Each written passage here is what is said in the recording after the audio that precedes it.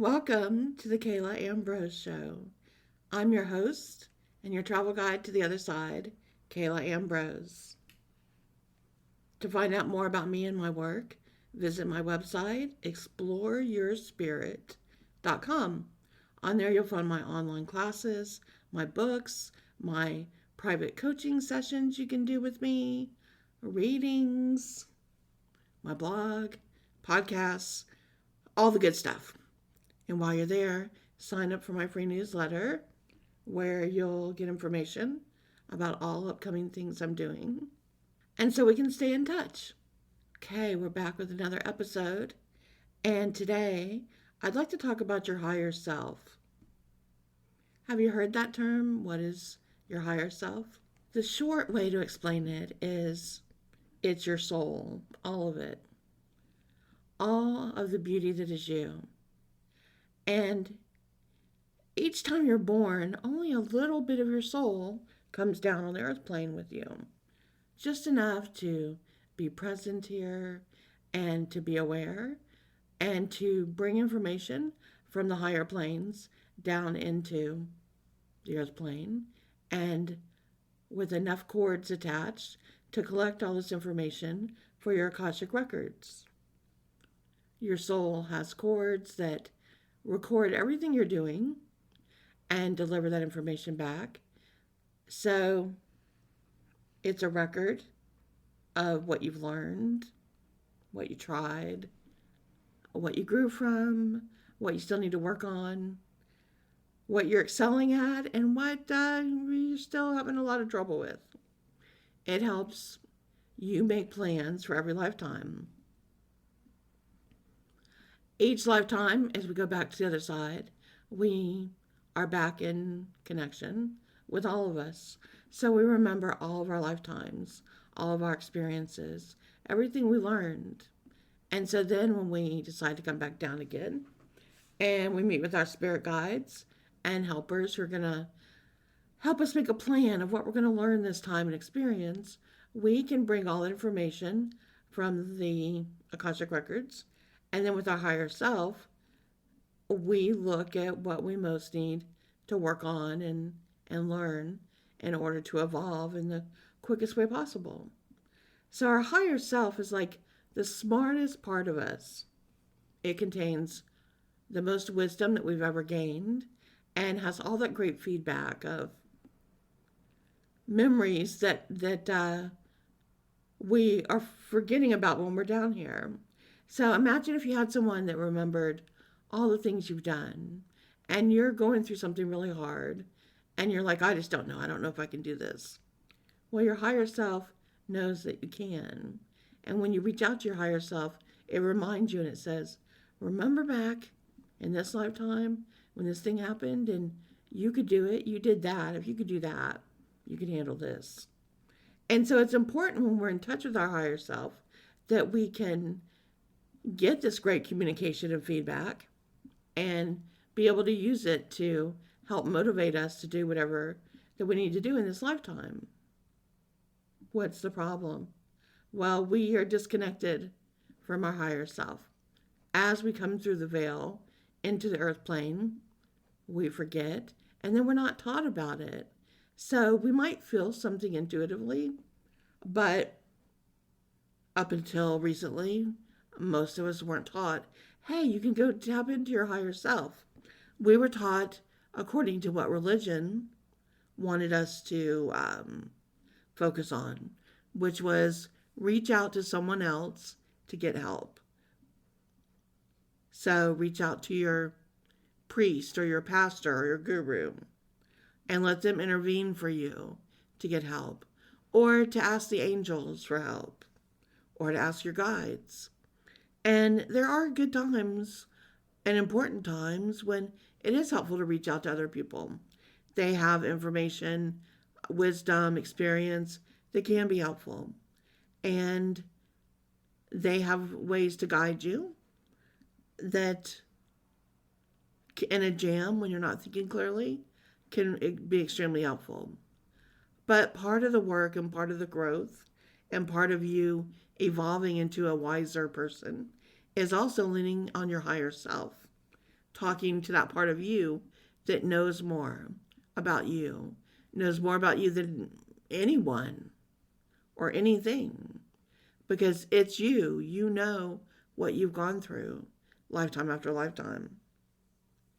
And so the more you continue on the journey, as I call it, being a wisdom student, but whatever you'd like to call your path, the more you're going to learn to talk to your higher self and to see it for what it is and how it can help.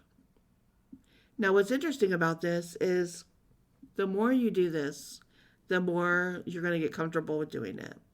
And at first, it's going to feel awkward. You're going to try to reach out and have a conversation, and you don't know how. And you may try some of the tools that people will give you advice on things to do. One of them is a pendulum. You can take a pendulum, put the white light protective prayer around it, and then say, this is only me reaching out to my higher self. Only my higher self can respond.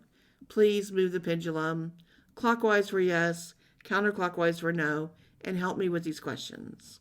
And some people do that as a beginning way to learn to communicate with their higher self. You could give any code you want. You could say, I need to know yes or no, and here's how I'm going to know. When I go out today, if the answer is no, the first thing I'm going to see is something in bright red. And if the answer is yes, the first thing I'm going to really see and notice in a big way today is going to be bright green. It has to be something big, like a giant van driving by and, kiwi green or something, or, another big billboard with like big red apples on it, not just like a stop sign or something like that. It has to be something really standing out. So you can create all kinds of messages with your higher self of ways to communicate an answer to you in that way.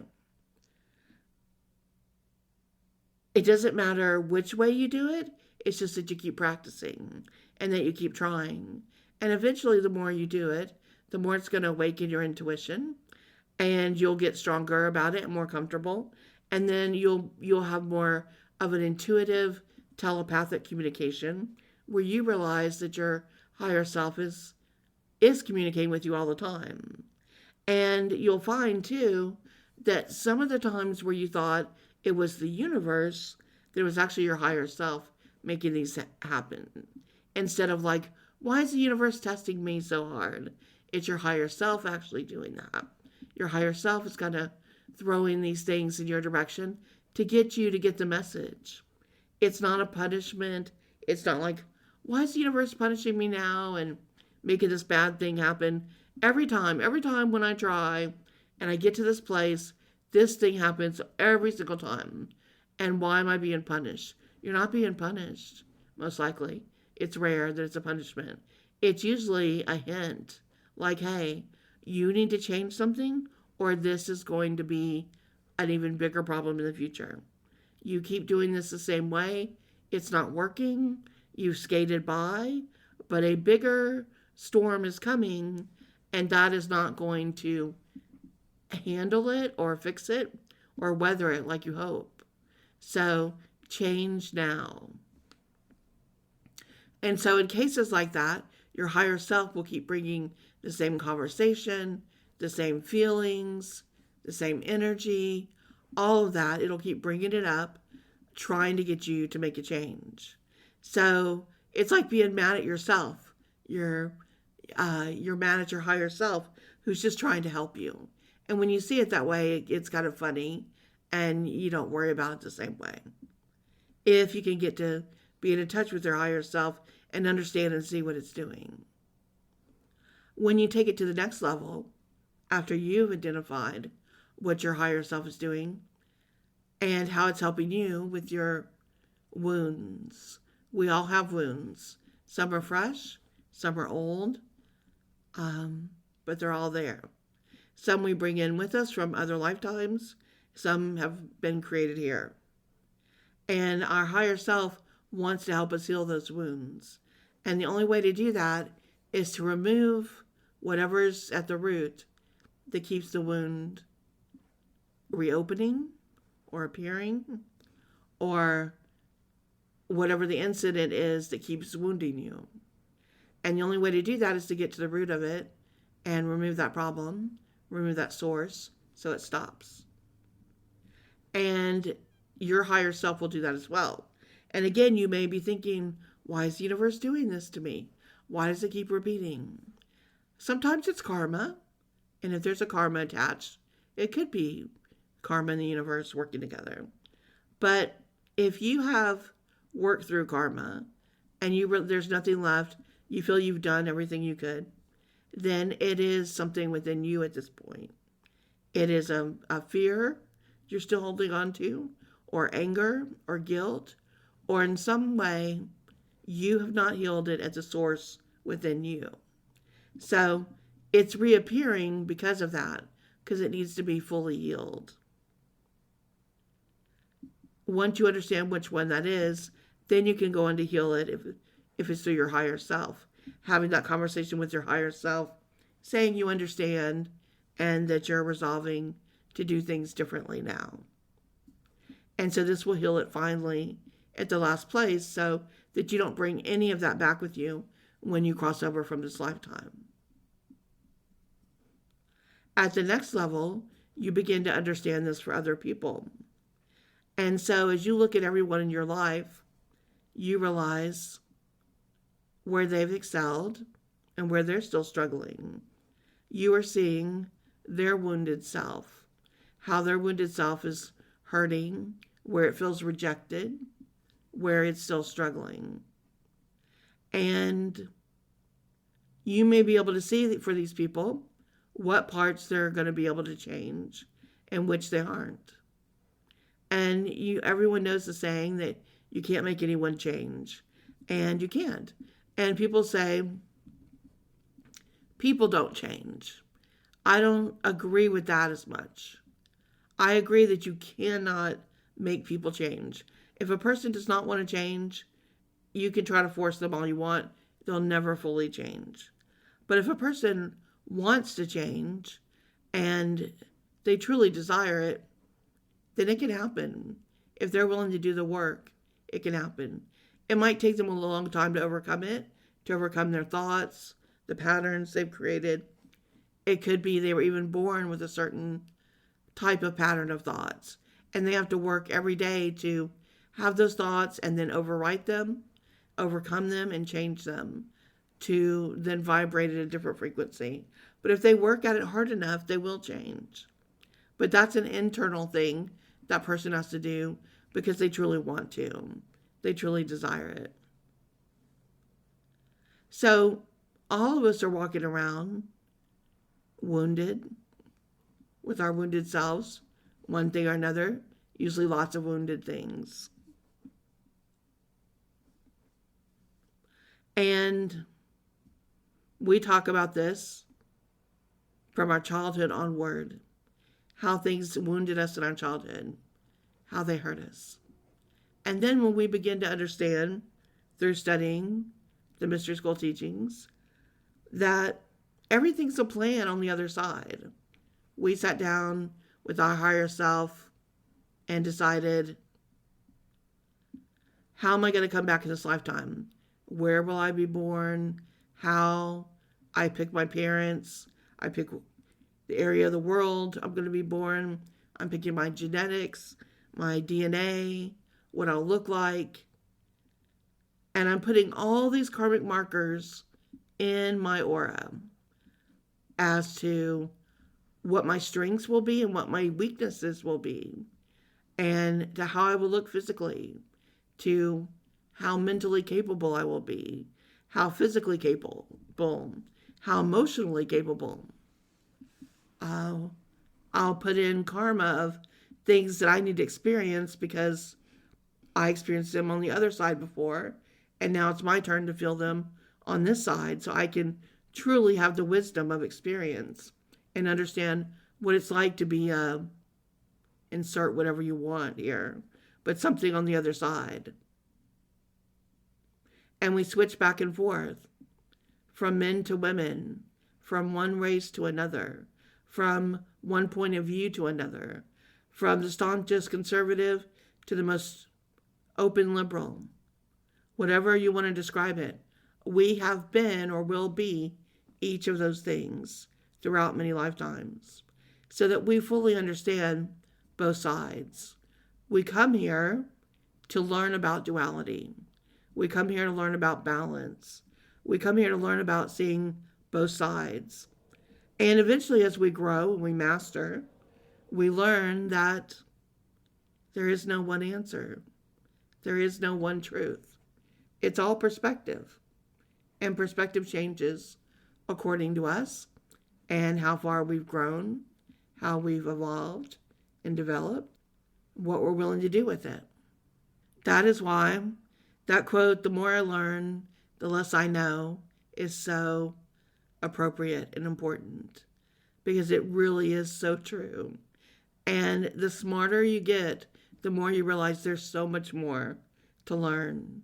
There's so much out there that's still unknown, and unknown even within ourselves, what our higher selves are capable of, how they could communicate and work with us, but we haven't figured out how to turn those switches on yet. There are powers within each of us, greater than we're normally using. Science has shown we only use a tiny part of our brain. There are connections and cords in the aura, in our energy bodies, that I see within each person that aren't even being utilized right now.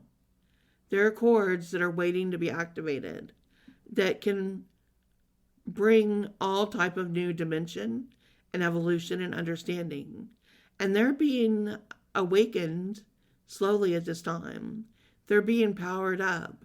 I've been watching this for over a decade now as these new cords are expanding within and around each person and attaching.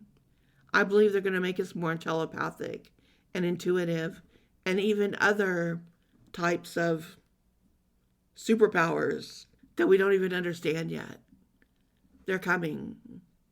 We are really being built from the inside out with these extra cords that are going to make a big difference in how we live and what we know and how we move through different dimensions. So as we see this within ourselves and we learn with others and we understand that everyone's wounded, everyone's got a story, everyone has an excuse, if you want to say, but we realize we don't have to live by our excuses. If we all have them, then we can all work past them. We can all let them go. We can all put those in the past and release them, and they don't have to define who we are today. They don't have to make us what we are. That's one of the great things about being here in this time right now, is things are very fluid. And yes, things are very chaotic and messy and ugly, and it's hard to know what to do. But the beautiful side of it is one can almost do anything. One can almost recreate themselves in any shape or form right now because everything is fluid. And sometimes when you need to make great changes of thought, of willpower, of energy, of magic, it has to go that way. You have to break apart and shatter the old construction.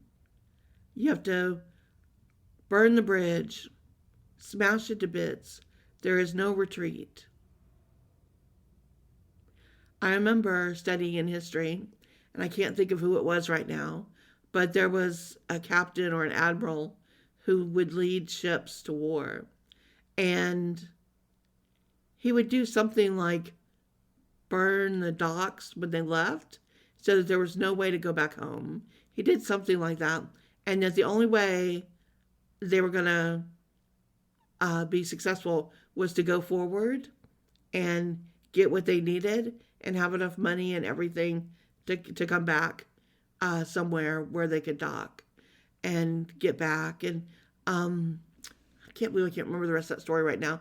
It was pretty fierce, but it's a way of showing there's, no retreat, no surrender. You're going to have to dig deep and find the strength within you to do what you have to do. And that's what's happening in the world right now. We have left the age of Pisces. We're in a new age, and none of the old can remain. So everything is being shattered. You'll see that in earth changes, weather changes, in what people think, how they feel, how they reflect. And you'll see the old guard trying their best to hold on and to keep some things. And you can't really blame them. It's frightening. It's a scary time. It's hard if you don't understand what's happening. You're just trying to hold on to things to keep some kind of normalcy, trying to keep everything from completely going haywire. But it's important to know it's meant to. It is meant to all break apart. And so then we're going to form new. And I've been seeing this for a lot of years now. My guides were showing me, even with magic, that symbols are going to change. Sacred symbols that are used in metaphysical work and all types of things, those symbols are even going to be different, because we are going to be in a different dimensional type of work and activity. And so the symbols themselves actually have to evolve and change to work in these new frequencies. They're too flat. They're too simple in some ways to continue on. So they are going to merge as well. So even the old ways like that are changing. The items we use will be different. The language, the energy, the way we work with the light, the way we work with sound and frequency, all of this is going to be delivered to us through our higher self and then trickle down through the cords into the aura, where we begin to have an instinctual knowing. And the younger children who are born now and later will come back with this instinctually. They will know how to act and will be drawn to creating that around themselves from a very early age with sound and vibration and energy frequency. They'll have no problems adapting and living in this way. And those of us who have been here a little longer, if we open up and we let go and we are willing to see what's on the path and try it, it'll go easier for us.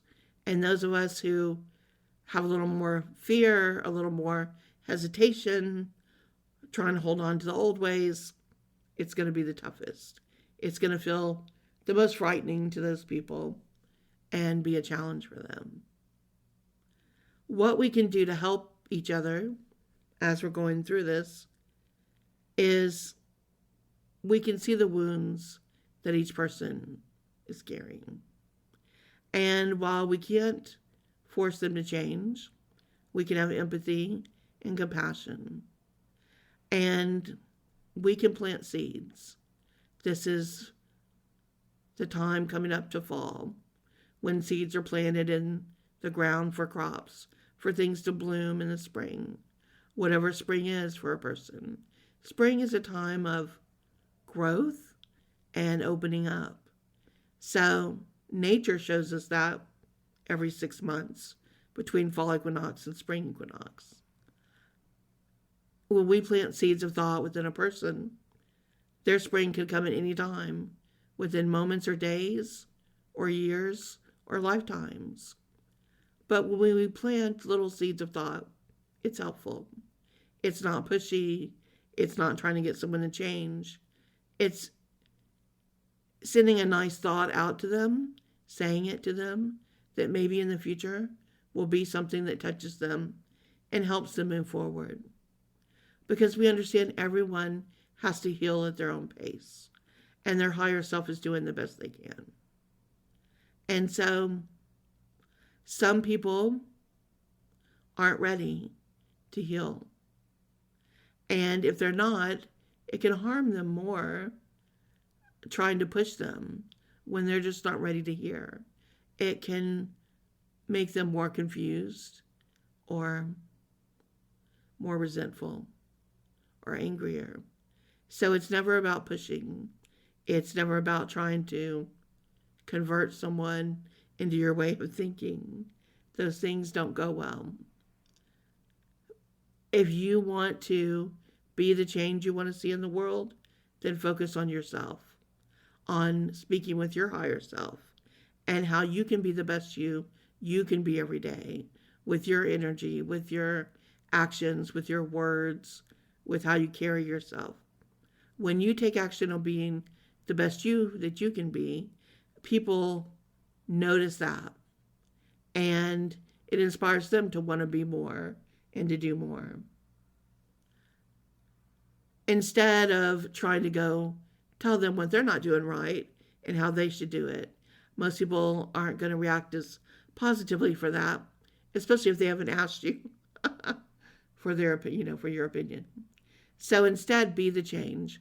As you do that, your energy, your actions are being recorded in the global consciousness grid, in the frequency.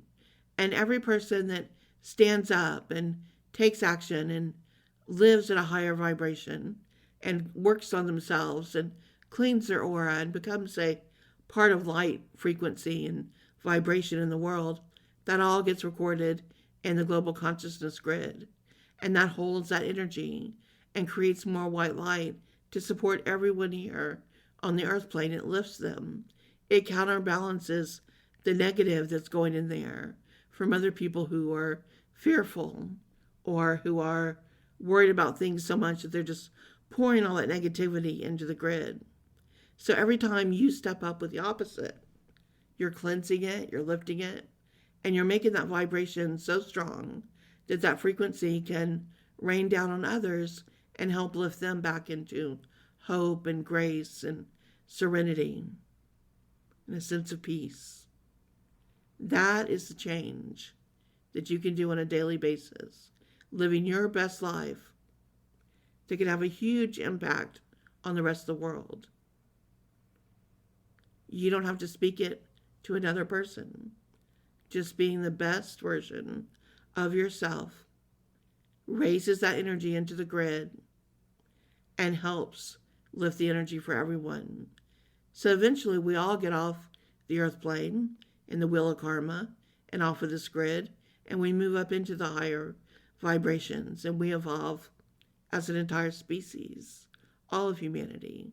That's what we're down here doing right now, is helping each other to do that. So when you see someone else who is wounded and still struggling, wish them the best, offer them help should they ever want to accept, and then go be the best version of you that you can be. And by doing that, you carry forth their wishes and dreams, your hopes for the future.